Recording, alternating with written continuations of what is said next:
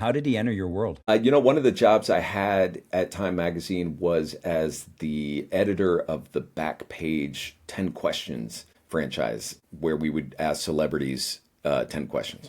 And it was something we did for the magazine. I was the editor of the front and back of the magazine at that point. I hated that job because, celebrity culture is fairly toxic, to use a newer word, but somebody in there, whether it's their agent or them themselves, somebody would just kind of make you feel terrible for having been involved with them at all. And I've met a lot of well-known people and hated them all, to be honest. And then in comes this guy who I didn't even choose. Like, I was not a Tony fan, but he took the subway in. He was, it was back in his leather jacket days. He and I had both had daughters right around the same time. We were just talking about that. He spent like an hour and a half just asking as many questions of me as I asked of him. He really wanted to know about the Baghdad Bureau and what people were eating there and like what life was like in foreign correspondence. And I was totally charmed because when he opened his mouth, he spoke in